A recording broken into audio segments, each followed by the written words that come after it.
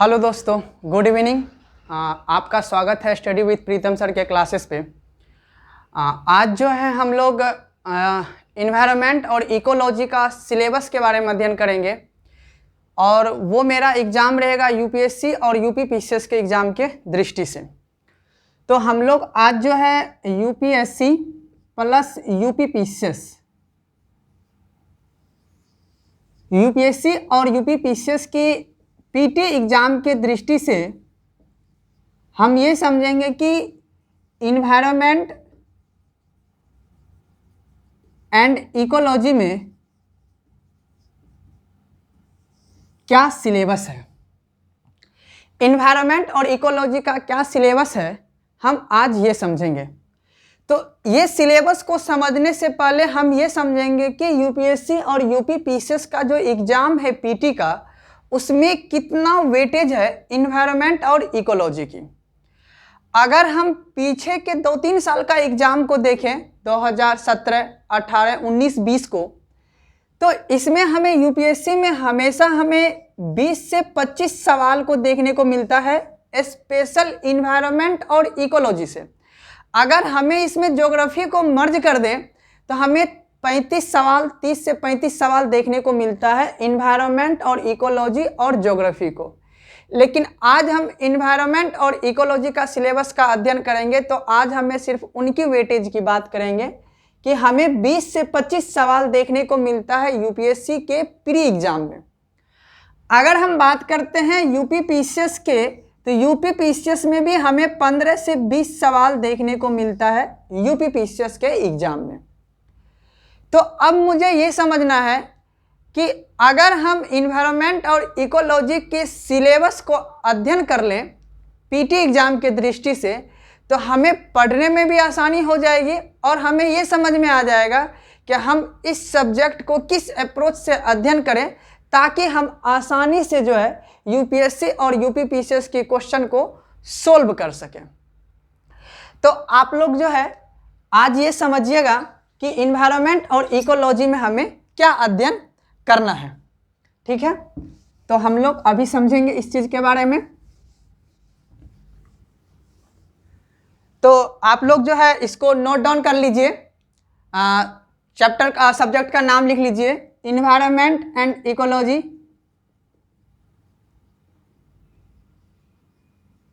Environment and ecology के बारे में अध्ययन कर लीजिए। अब इसे लिखने के बाद यहां समझना है सबसे पहले थोड़ी सी बातों को कि ये सब्जेक्ट जो है हाल ही फिलहाल के यानी 5-6 साल में, इधर के 5-6 साल में ये सब्जेक्ट को काफ़ी प्राथमिकता दिया गया है यूपीएससी और यूपी पीसीएस के एग्जाम में। तो इस वजह से इसका सिलेबस को आसानी से हम डिफाइन करके समझेंगे।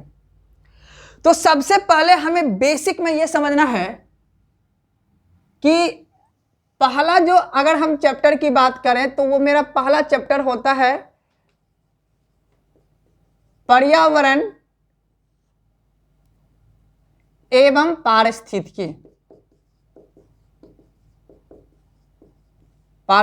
तंत्र। ये मेरा बेसिक सब्जेक्ट है, बेसिक चैप्टर है पर्यावरण एवं पारिस्थितिकी तंत्र। इस सब्जेक्ट में हमें और भी अध्ययन करना है कि पर्यावरण और पारिस्थितिकी तंत्र के अंतर्गत हमें कौन कौन सा चैप्टर का अध्ययन करना है। तो पर्यावरण एवं पारिस्थितिकी तंत्र ये मेरा पहला यूनिट हो जाएगा। इसमें हमें सबसे पहले समझना है जैव मंडल के बारे में। जैव मंडल क्या होता है? बायोस्फीयर, क्योंकि इसी से हमें यह समझ में आएगा कि उस बायोस्फीयर रिजर्व में हमें इन्वायरमेंट और इकोलॉजी का अध्ययन किस रूप में करना है। और दूसरा चैप्टर की अगर बात करें तो वो आएगा पारिस्थितिकी तंत्र। पारिस्थितिकी तंत्र ये मेरा दूसरा चैप्टर आ जाएगा। तीसरा चैप्टर आएगा मेरा पारिस्थितिकी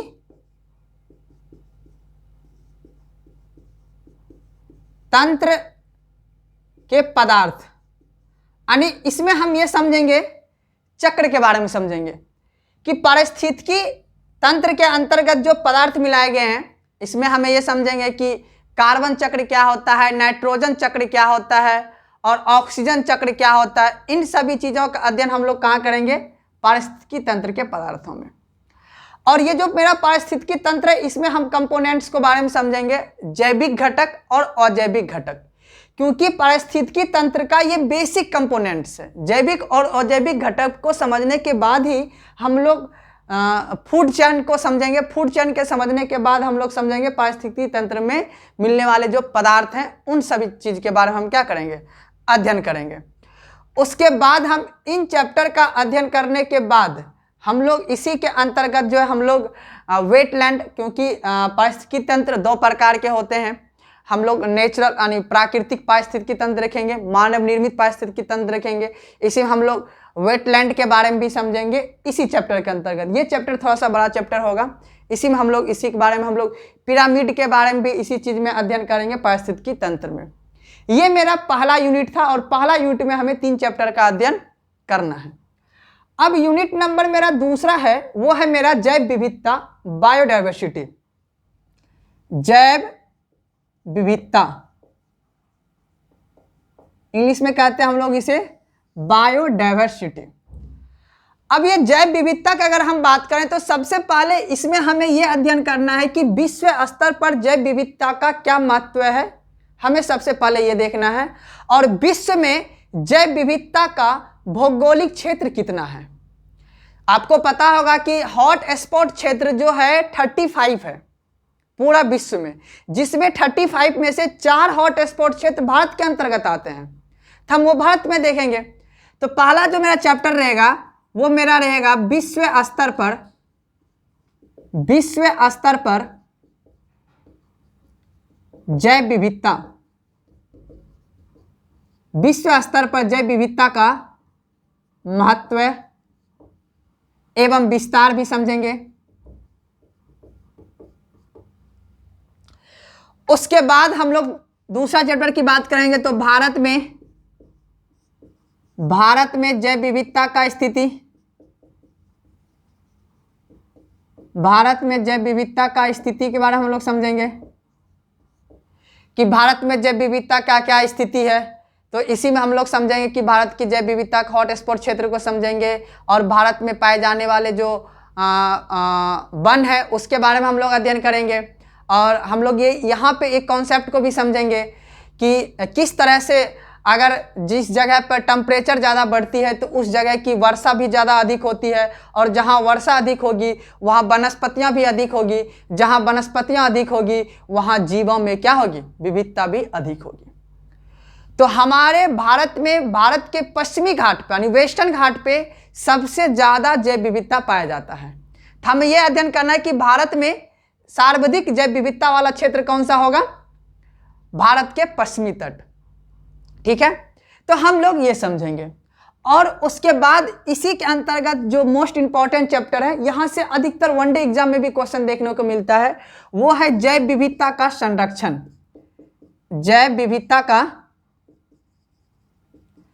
विविधता का संरक्षण जानते होंगे आप लोग, एक इंस्टीट्यूट होता है, एक एक्सट्यूट होता है। हम लोग इसके बारे में अध्ययन करेंगे। इंस्टीट्यूट के अंतर्गत हम लोग राष्ट्रीय उद्यान, नेशनल पार्क के बारे में पढ़ेंगे। दूसरा हम लोग पढ़ेंगे वन्य जीव अभ्यारण्य, वाइल्ड लाइफ सेंचुरी। और तीसरा हम लोग पढ़ेंगे बायोस्फीयर यानी जैव मंडल के बारे में पढ़ेंगे। उसके बाद एक्सट्यूट के बारे में हम लोग पढ़ेंगे, चिड़ियाघर हो जाएगा मेरा, जूज वगैरह जो है उस चीज़ के बारे में हम लोग अध्ययन करेंगे जैव विविधता का संरक्षण के चैप्टर में। उसके बाद एक आखिरी चैप्टर इसके अंतर्गत आएगा, चौथा नंबर, वो रहेगा मेरा अंतरराष्ट्रीय स्तर पर जैव विविधता से संबंधित महत्वपूर्ण संगठन। ये समझना है, यानी हमें समझना है जैव विविधता से संबंधित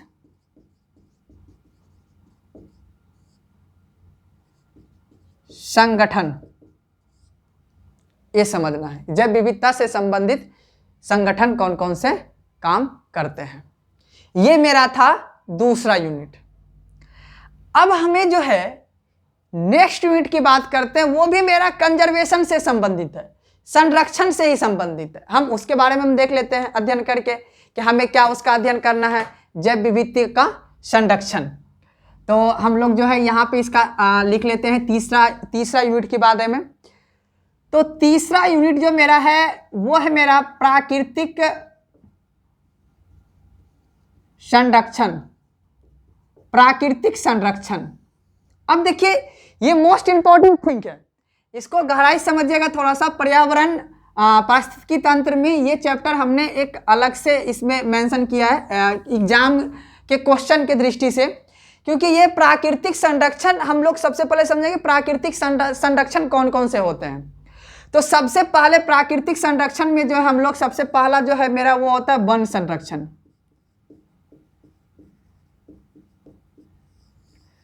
दूसरा मेरा होता है महासागर संरक्षण। पहला हो गया वन संरक्षण और दूसरा हो गया महासागर संरक्षण और तीसरा हो गया मेरा जल संरक्षण और चौथा हो गया मेरा भूमि संरक्षण। तो अब यहां पे ये देखना है कि वन संरक्षण, महासागर संरक्षण, जल संरक्षण और भूमि संरक्षण ये मोस्ट इंपॉर्टेंट चैप्टर है। और ये वन संरक्षण में हम लोग एक चैप्टर को अध्ययन करते हैं, एक चैप्टर है इसके अंतर्गत। पहला है घास मैदान का अध्ययन करते हैं। इसमें विश्व स्तर पर घास मैदान कौन से हैं और भारत में कौन कौन से घास मैदान कहां कहां पे पाए जाते हैं। तो घास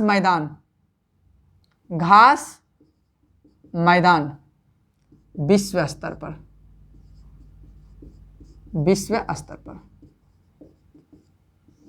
ठीक है। महासागर संरक्षण की अगर बात करते हैं तो महासागर संरक्षण में हम लोग पढ़ते हैं परवाल भित्ति को, परवाल भित्तियां, हम इसके बारे में अध्ययन करते हैं। परवाल भित्तियों के बारे में बहुत ही इंपॉर्टेंट है। तो महासागर संरक्षण इसमें संसाधन यानी जो हमारा प्राकृतिक संरक्षण है जिसमें महासागरीय संरक्षण के अंतर्गत हम लोग परवाल भित्ति का अध्ययन हम लोग करते हैं। उसके बाद जो है जल संसाधन में हम लोग पढ़ते हैं नदी संरक्षण, झील संरक्षण और तालाब संरक्षण। और भूमि संरक्षण के अंतर्गत हम लोग पढ़ते हैं कृषि संरक्षण, मरुस्थलीय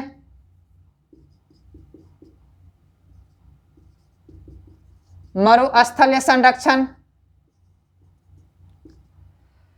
हम लोग दो चीज को पढ़ते हैं, भूमि संरक्षण और मरुस्थलीय संरक्षण। एक और है जिसे हम लोग बोलते हैं खनन संरक्षण।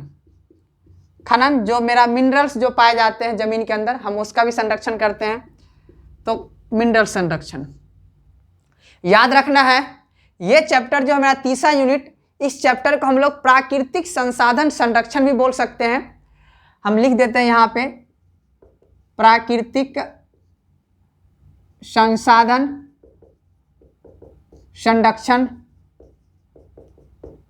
ठीक है। ये चैप्टर है। इस चैप्टर में हमें इस यूनिट में हमें 4 चैप्टर का अध्ययन करना होता है। घास मैदान वन संरक्षण के बारे में, और दूसरा है महासागर संरक्षण, और तीसरा है जल संरक्षण, और चौथा है आपका भूमि संरक्षण के बारे में। अब ये संरक्षण समझने के बाद मेरा जो है तीसरा यूनिट के बाद मेरा अगला यूनिट, चौथा यूनिट मेरा आता है, वो भी इंपॉर्टेंट है। वो है मेरा पर्यावरणीय प्रदूषण।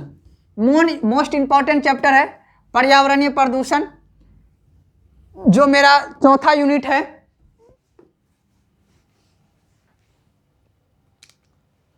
यूनिट चौथा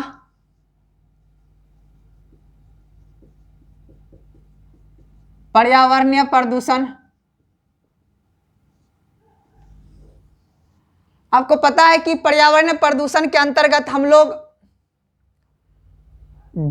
वायु प्रदूषण, जल प्रदूषण और हम लोग भूमि प्रदूषण, इन 3 प्रदूषण का अध्ययन करते हैं। उसमें भी मोस्ट इंपॉर्टेंट है मेरा एयर, यानी वायु प्रदूषण, वायु प्रदूषण, जल प्रदूषण,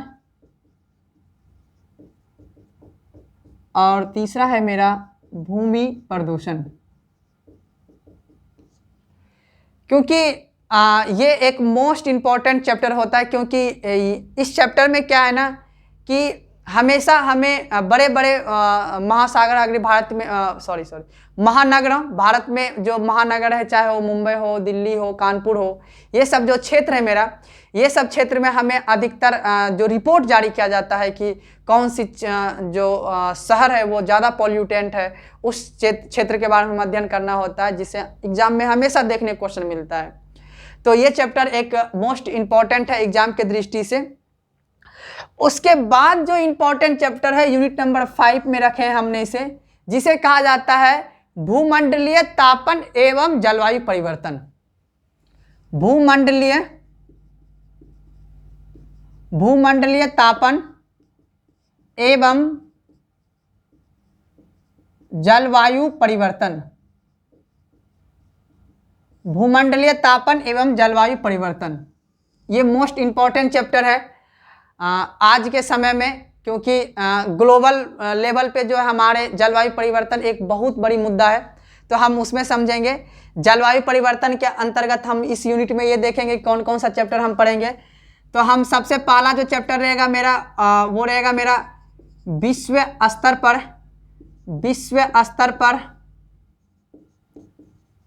जलवायु परिवर्तन का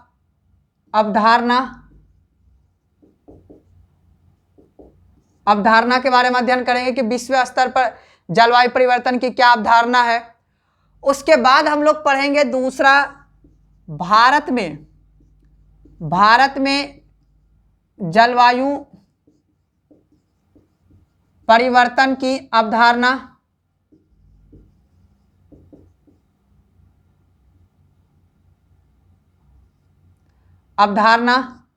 भारत में जलवायु परिवर्तन की अवधारणा।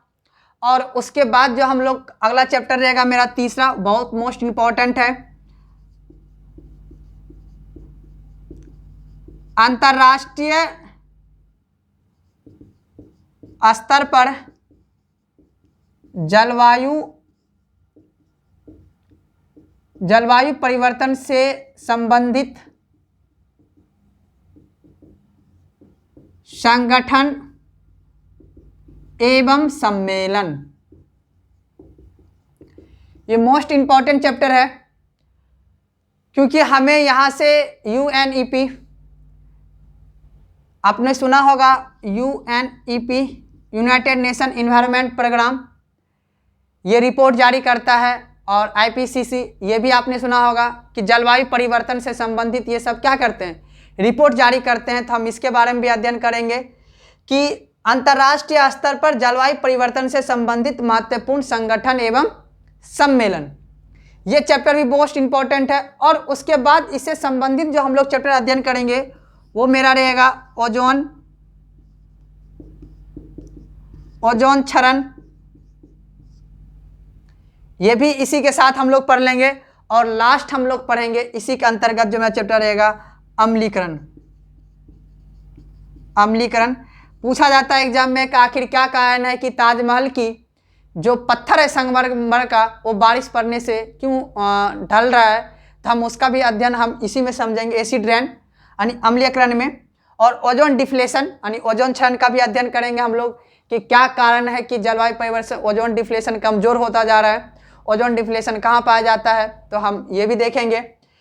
अब मोस्ट इंपॉर्टेंट है कि इस यूनिट को अध्ययन करने से पहले हमें ज्योग्राफी का सब्जेक्ट का कुछ अध्ययन होना मोस्ट इंपॉर्टेंट है। ज्योग्राफी का सबसे पहला जो चैप्टर है वो है एटमॉस्फेयर स्ट्रक्चर, वायुमंडल की संरचना। ये सबसे मोस्ट इंपॉर्टेंट है। वो जब तक हम लोग नहीं समझेंगे तब तक हम लोग क्लाइमेट्स का अध्ययन हम सही से नहीं कर सकते हैं, क्योंकि ज्योग्राफी में हमें एटमॉस्फेयर स्ट्रक्चर का अध्ययन करना है। आपसे आग्रह है कि जब आप इस चैप्टर का अध्ययन करें तो सबसे पहले आप जो है ज्योग्राफी का एटमॉस्फेयर स्ट्रक्चर जरूर अध्ययन कर लें, क्योंकि वातावरण जो आप अध्ययन करने जा रहे हैं, वातावरण पहले कहाँ पाया जाता है, वायुमंडल क्या होता है, वायुमंडल में पाए जाने वाले कौन कौन सा गैस होता है, जब तक उसका अध्ययन नहीं कीजिएगा तो शायद आप इसका अध्ययन विस्तार पूर्वक से और एक अंडरस्टैंडिंग के रूप में नहीं कर सकते हैं। ठीक है, अब हमें एक चीज़ और समझना है जिसे हम लोग लास्ट यूनिट में हम एक विविध के कारण जोड़ के रखे हैं कि इसमें हमें छठा यूनिट आ जाता है मेरा विविध, हम लोग जिसे कहते हैं। इसमें भी कुछ है ऐसा जहाँ से कभी कभी क्वेश्चन देखने को मिल जाता है मोस्टली कि क्या क्या एग्जाम में क्वेश्चन यहाँ से बन जाता है। तो हम इस यूनिट का नाम दिए हैं विविध, और इस विविध के अंतर्गत जो हम लोग टॉपिक पढ़ते हैं पर्यावरण से संबंधित महत्वपूर्ण आंदोलन। क्या है? पर्यावरण से संबंधित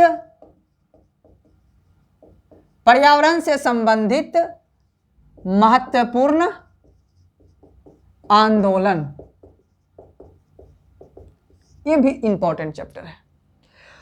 उसके बाद है दूसरा हम लोग पढ़ते हैं पर्यावरण से संबंधित महत्वपूर्ण संगठन, अंतर्राष्ट्रीय स्तर पर भी और भारतीय स्तर पर भी कौन कौन सा संगठन बनाए गए हैं।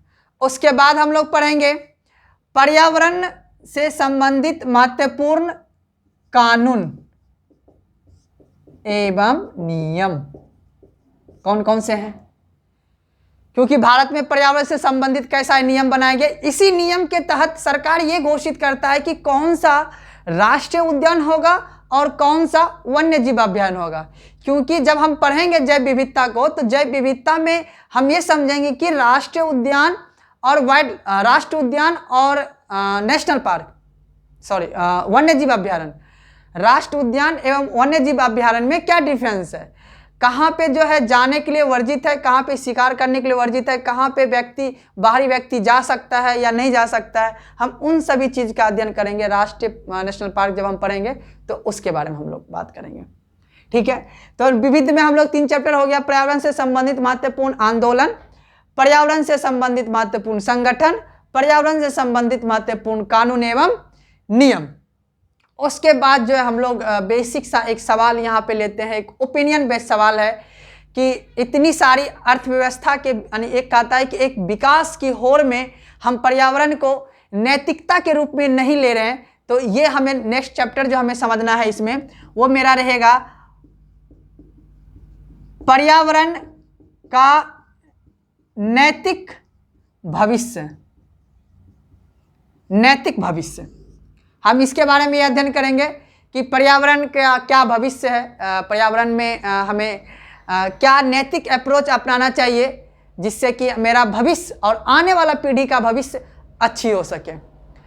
तो आई होप कि आप लोग को ये सिलेबस समझ में आया होगा। आप लोग बताइए कैसा लगा आपको ये सिलेबस, और अगर आपको जो दिक्कत होगी तो पुनः हम उसको कोशिश करेंगे सुधार करने की।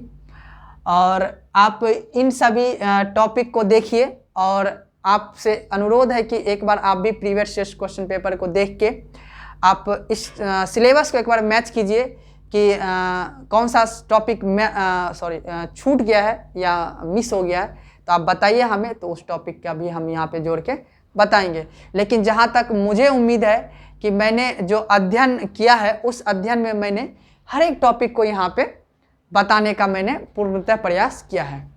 थैंक यू, धन्यवाद।